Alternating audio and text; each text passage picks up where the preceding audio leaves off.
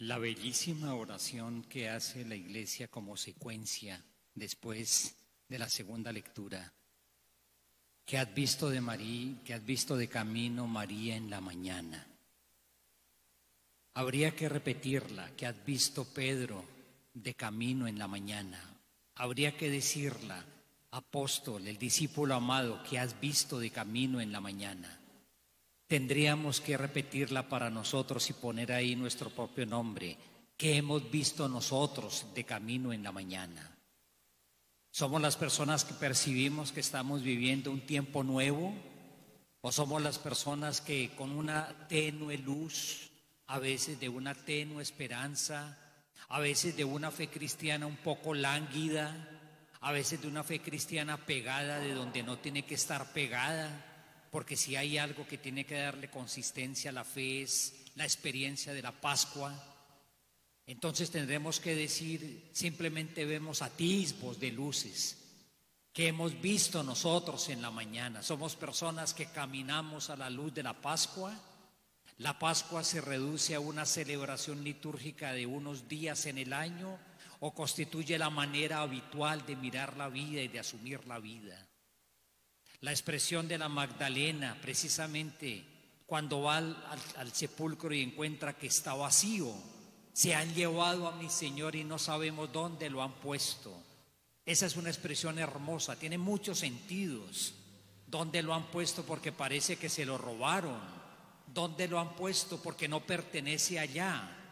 Pero no sabemos dónde hemos puesto nosotros muchas cosas tampoco de nuestra vida. ¿En dónde está nuestra esperanza? ¿No anda medio extraviada? ¿En dónde está nuestra fe? ¿No anda por ahí extraviada a veces en prácticas religiosas que no son capaces de llegar al corazón de la fe? ¿No está extraviada por ahí en creencias simplemente? ¿En dónde anda? Se la han llevado. Hemos permitido que se la lleven. Y viene esta celebración pascual que nos centra, bellísima, porque hay que hacerlo. La celebración que hace actual aquello que Jesús realizó por nosotros. Como dirá el Papa Francisco, de una manera fuerte, y afirmará que entonces la resurrección no pertenece al pasado, es la fuerza que hace posible que el mundo vaya adelante, es lo que hace posible que la comunidad exista, que ustedes y yo tengamos fe. Así a veces nuestra fe languidezca, a veces nuestra fe no sea capaz de penetrar hasta la última fibra de nuestra existencia, hasta el último recoveco de nuestra vida. Y ahí estamos nosotros invitados a vivir esta experiencia. Hombres y mujeres, en este caso nos habla la palabra del Señor de tres. Un hecho común en todos ellos: encuentran un sepulcro vacío. Siempre existirá. Tan importante será el hecho que precisamente pusieron unos guardias, y otro evangelio lo dirá, porque parecía que estos discípulos fanáticos se iban a robar el cuerpo del Señor diciendo que había resucitado. Son todas esas tramas, todas esas cosas curiosas que los seres humanos inventamos para no rendirnos a la evidencia y, más que eso, para no abrirnos a la novedad de los hechos. Se trataba en ese caso un sepulcro, como sepultaban en la época los hebreos. No había ataúdes como los nuestros, no era eso. Una serie de nichos donde colocaban el difunto envuelto en lienzos, un lienzo larguísimo que cubría su cuerpo varias veces. Y allí enrollaban al lado del cuello, hacia la cintura y hacia los pies, una serie de lienzos también para amarrarlo un poco más. El sepulcro es un lugar de memoria, para eso va la Magdalena. Miren un detalle interesante. En Belén, 3 reyes o 3 sabios de Oriente se acercaron, llevando mirra, oro e incienso. En el Evangelio, otra versión nos dirá, 3 mujeres se acercarán también. Llevarán unos perfumes y uno de ellos la mirra. Así como en Belén llevaron mirra, también allí llevarán mirra. Pareciera que ahí se anunciara la sepultura, esa es una interpretación que se da. Pero el Cantar de los Cantares tiene una expresión bellísima. La mirra era el aceite que comunicaba a los esposos. Y la amada del Cantar de los Cantares, que busca a su amado, habla precisamente del aceite de la mirra, que era el aceite que simbolizaba el vínculo esponsal. Estamos ante el esposo y la experiencia de la resurrección tiene que ser una experiencia de amor y apasionado amor, enamoramiento total. Una pesada piedra ha sido movida, la piedra de la muerte para siempre ha sido corrida. Ya el sepulcro no es la morada de Jesús. Verdaderamente murió y verdaderamente fue sepultado, pero no pertenece a ese lugar. No solamente al correrse la piedra se ve un poco más y se puede entrar, sino hay un aire nuevo que está allí. Pero es que en realidad el aire nuevo viene desde dentro, no viene desde fuera. El aire nuevo viene desde Jesús el Señor resucitado. ¿Qué hemos visto nosotros en el camino al amanecer? Nos encontramos con una sepultura que está vacía, con una piedra que está corrida. Pero los discípulos no alcanzan a entender que están viviendo un tiempo nuevo. No se trata solamente del día después del sábado. El sábado judío quedó definitivamente atrás. Se trata del primer día de la semana. Y ustedes y yo tenemos la dicha bendita de existir en este tiempo precisamente. Miren que en este momento se nos está convocando poco a poco a una serie de eventos en los próximos años.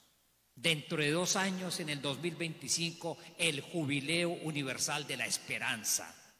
Se nos está convocando en América Latina para que en el 2031 celebremos los 500 años de la aparición de María Nuestra Señora en Guadalupe. Y se nos está convocando desde ya para que en el 2033 celebremos los 2000 años de la redención. En ese, más allá de la precisión cronológica histórica, más allá de eso, si nosotros decimos que que de 33 años murió Jesús, 2033 serían los 2000 años, más allá de la precisión histórica que tiene ahí un pequeño desfase. Pero son hechos celebrativos. Y esta próxima celebración de la esperanza dentro de 2 años, ¿en dónde está la esperanza?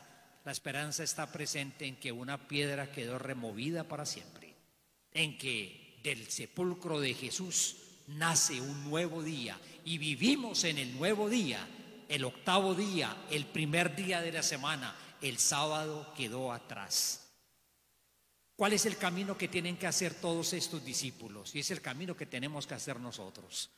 A decir verdad, el Evangelio de hoy nos presenta 3 personajes en una situación un poco intermedia, porque el mismo Evangelio de San Juan proseguirá, y lo encontraremos durante esta semana, la experiencia pascual de María Magdalena, porque el mismo Evangelio y los otros evangelistas proseguirán la experiencia de Pedro y proseguirá también la experiencia del discípulo amado. Pero lo primero que constatan ellos precisamente la novedad de una piedra removida, la novedad del Señor que no está ahí. El límite total de la muerte ha sido desplazado. Pero se necesita hacer una serie de caminos que van pasando por distintas miradas. La mirada de María Magdalena es fundamentalmente la que uno puede tener cuando constata a alguien. Ustedes pueden entrar, alguna persona que entre en este momento a nuestra catedral descubrirá que estamos reunidos. Una persona que sencillamente pase por acá. ¿Cuántas personas durante el Triduo Santo pasaron aquí por la catedral? ¿Cuántas personas pasaron por llamar lo que se llaman los monumentos y sencillamente iban a apreciar a ver qué decoración había? ¿Cuántas personas sencillamente entran a un lugar sagrado para curiosear? ¿Cuánta gente va a un cementerio de paseo? Hay cementerios que han sido organizados de una manera estética muy bella, adornos, árboles, etcétera. Hay cementerios que se visitan para precisamente ver lo que ahí está. Mausoleos espléndidos, jardines espléndidos. Algo así pasa con María la Magdalena. Ve y constata algo, sencillamente va. Algo está sucediendo con ello. Es una mujer movida por el amor. Es una convicción, es la convicción de la enamorada que le llevará al Señor mirra. Este Evangelio de Juan no hablará que lleva nada en sus manos, no lleva ningún aceite, lleva su corazón. Lleva su corazón ardorosamente enamorado de Jesús, ardorosamente apasionado por su Señor, ardorosamente entristecido por la partida de su Señor. Una mirada de constatación. La piedra ha sido corrida, la tumba está vacía y ella ve lo que todo el mundo podía ver, incluso lo que uno de los judíos que asesinó a Jesús pudo ver, incluso lo que los guardias podrían ver, incluso lo de cualquiera de los dirigentes religiosos podía ver, nada más. Sin embargo, ante esa visión parcial de María Magdalena, la mueven poderosamente dos realidades que es muy importante subrayar: el enamoramiento por el Señor, la pasión de estar con Jesús. No, para ella Jesús no es simplemente un personaje que uno admira. En la vida uno admira gente por su capacidad, por su saber, por la manera de hacer las cosas. Pero no es simplemente alguien para admirar, es alguien para amar. Y efectivamente eso es lo que acompaña la búsqueda de María. Pero hay otro elemento importantísimo en María: es una mujer comunitaria. Inmediatamente ante semejante novedad se dirige hacia la comunidad y se dirige hacia las cabezas de la comunidad. Eso es muy importante. La experiencia pascual no es una experiencia solitaria, es una experiencia que nos hace vivir precisamente la experiencia de ser familia y se dirige hacia allá. Miren ustedes, querida comunidad, que ahí hay un criterio supremamente importante, un hecho absolutamente nuevo. Encontrar ese sepulcro así hace que se busque el apoyo de la comunidad para tratar de entender y de vivir lo que está pasando. A mí me parece que es una luz bellísima para estos tiempos que vivimos. ¿Cuántas cosas se están transformando en el mundo? Ustedes y yo, cristianos, creyentes en Jesús, ¿cuántas cosas nuevas tenemos que afrontar hoy? Y cómo es importante que nos volvamos hacia la comunidad, y al volvernos hacia la comunidad, hacia las cabezas de la comunidad. Vivimos como comunidad este momento, acudimos a la comunidad, dos discípulos que encarnaban también dos perfiles distintos.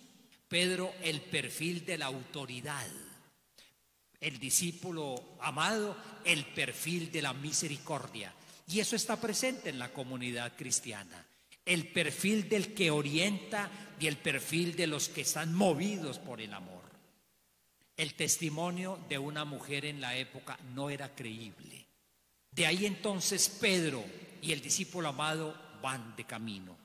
Pedro no solamente es el que constata, Pedro ya contempla, reflexiona. Ha estado cerca del Señor. Algo extraño, unas vendas por el suelo, unas vendas cuidadosamente dejadas allí, unas vendas como si hubiera algo que se hubiera desinflado, que antes hubieran contenido un hermoso cuerpo y ahora no lo contienen. Unas vendas que hacen pensar que ahí no hubo ningún saqueo, no hubo ningún robo. Sencillamente se llevaron, el cuerpo del Señor no pertenece. Pedro, perplejo. Pedro, una mirada distinta, mucho más contemplativa. Comienza seguramente a recordar lo vivido con el Señor. Comienza a recordar lo vivido en la pasión. Pedro va teniendo una luz interna. Pedro va teniendo en ese momento una cierta claridad. Pero demos un salto, porque tendremos que encontrarnos un poco más adelante al Pedro de la primera lectura. El apóstol osado, atrevido, que es capaz de hacerse presente en la casa de un procurador, en la casa de un centurión romano, de un pagano. Pedro, que en ese momento, según el texto que leímos en la primera lectura, ya había realizado 2 milagros, y 2 milagros, uno de ellos milagros de vida. Pero más allá de eso, encontramos nosotros al Pedro predicador, al Pedro fascinado en la casa de un extranjero. Hace una síntesis de la vida de Jesús, el que pasó haciendo el bien y curando a los oprimidos por el mal. Pedro, que anuncia la cruz y anuncia la resurrección. ¿Y cómo termina el discurso bellísimo de Pedro en la casa de Cornelio? Mostrando la consecuencia y el fruto de la resurrección, la remisión de los pecados, es decir, la renovación de la humanidad entera. El Pedro que escasamente entra, que apenas alcanza a observar y que comienza a entender algo, será luego el Pedro misionero, El Pedro enamorado profundamente del Señor, confirmado por el Señor 3 veces en el amor. Hay que vivir la experiencia del amor. Sin la experiencia del amor a Jesús es imposible reconocer al resucitado. Y es imposible comprender la experiencia de la Pascua. Sin la experiencia del amor, la Magdalena llora, se encontrará después con el Señor, lo confundirá con el jardinero, pero luego lo abrazará nuevamente a aquel que es el amor de su vida. Pedro también, el que representa la autoridad, escasamente ve, pero contempla un poco más. Tendrá que ser confirmado en el Señor por el amor. 3 veces, ¿me amas, Pedro? Y más que estos, y eso lo volverá ardoroso misionero, tal y como aparece en la primera lectura de hoy. El discípulo amado es definido de esa manera. Es muy interesante la figura del discípulo amado. Queda sin nombre. Muchas personas lo identifican con Juan. Otras personas dicen que tal vez no, que mejor dejémoslo así. Lo mejor lo dejamos sin nombre porque es un hombre que recorrió una enorme vocación. Fue de los primeros discípulos de Jesús. Escuchó la predicación de Juan el Bautista. En el cenáculo comprendió quién iba a entregar al Señor. Conoce el corazón de Jesús porque pone su frente en su pecho. Es aquel que en el Calvario estará presente. Es aquel que en la resurrección lo identificará al Señor presente en la playa, caminando ahí esperándolos después de la pesca. Cómo es importante necesitamos del discípulo amado en la iglesia. En la iglesia necesitamos de Magdalena. En la iglesia necesitamos también de Pedro. En la iglesia necesitamos también del discípulo amado. No tiene nombre. Al no tener nombre se identifica por algo, por el amor. El discípulo sin nombre tiene identidad, el amado. Llega primero y llega primero porque ama más. Llega primero, espera a Pedro, pero sin embargo la agilidad de su amor es lo que lo hace posible que llegue primero hacia allá. Su mirada es distinta, vio y creyó. Desde el corazón es posible creer. Sin el amor en el corazón, acompañado por la comprensión de la Escritura, es imposible creer. Los 3 vieron exactamente lo mismo, pero solamente dice el texto, uno vio y creyó. ¿Qué fue lo que hizo que creyera? Una familiaridad amorosa con Jesús. Querida comunidad, la relación nuestra con Jesús no puede ser intermitente, por allá confundida entre la devoción a un montón de santos. La relación con el Señor nuestro es permanente, diaria, relación de enamorados, relación de personas que vivimos de su presencia.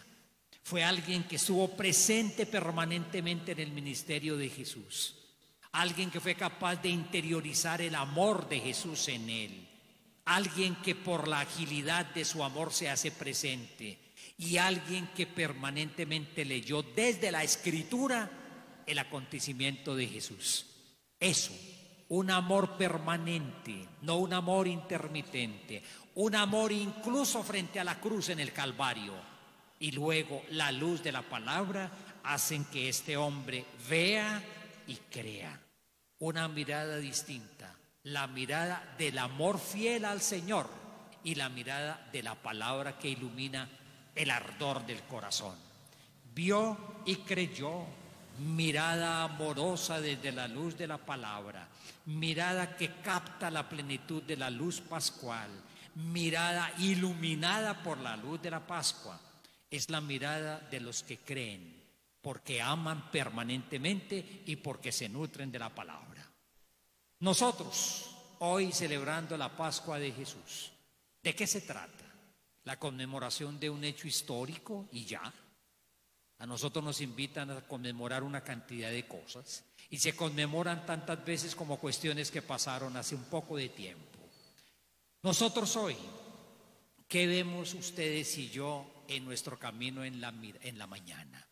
¿De verdad estamos viendo luz de Pascua o sencillamente la fe cristiana se hace rutinaria, perdida en una cantidad de cosas secundarias, sin tener el núcleo de la experiencia, que es el amor apasionado por el Señor, diariamente cultivado, no a raticos, no cuando uno tiene un problema, no cuando uno tiene una necesidad, sino permanentemente cultivado porque vivimos de su amor. Nuestra mirada es la mirada de los que constatan y que siguen pidiendo pruebas para creer. De ese círculo vicioso nadie va a salir, y no permitamos que nos metan en ese círculo vicioso. Dame pruebas para creer. Eso sencillamente es un lenguaje que no es el lenguaje de la fe. Nosotros vivimos solamente de recuerdos, como Pedro. Vivimos simplemente de evocación de cosas que pasaron. ¿O somos las personas que tenemos la experiencia del amor en el corazón, apoyados en la palabra? Nuestra celebración pascual de hoy es una celebración actual. El bautismo un día recibido está actuando en nosotros. Y nosotros simultáneamente también tendremos que vivir una experiencia de transformación misionera. Imposible celebrar la Pascua sin volvernos anunciadores, cada quien donde vive, en el ámbito donde existe. Este Pedro tímido, este Pedro confundido, este Pedro atrevido que quería dar la vida por el Señor y lo negó 3 veces, este Pedro perplejo se volverá el misionero audaz en la casa del pagano Cornelio, mostrándole y hablando del Evangelio a los que no creen. Miren ustedes lo desafiante para nosotros que celebramos la Pascua. ¿Qué has visto de camino, María, en la mañana? A mi Señor glorioso la tumba abandonada, los ángeles testigos, sudarios y mortaja, resucitó de veras mi amor y mi esperanza. Tendremos que repetir, ojalá, no solamente hoy, no solamente durante el tiempo pascual, sino cada día de nuestra vida. Resucitó de veras mi amor y mi esperanza. Cristo está vivo, es nuestro amor. Cristo está vivo y es nuestra esperanza. Por eso podremos construir futuro. Por eso podemos seguir construyendo comunidad. Por eso podremos seguir afrontando los proyectos de la vida con la seguridad de que vivimos el tiempo nuevo de la Pascua, el 8º día que terminará al final de los tiempos. Pero nos movemos con la fuerza del Señor resucitado. Resucitó de veras mi amor y mi esperanza. Oremos un momento en silencio. Con alguna figura nos identificamos. Y todos tenemos seguramente algo de María Magdalena, algo de Pedro, algo del discípulo amado. Y cada quien en la singularidad de su experiencia de fe tendrá que vivir una vida pascual de transformación, de construcción de la comunidad y de anuncio misionero de la Pascua de Jesús. Oremos juntos un momento en silencio.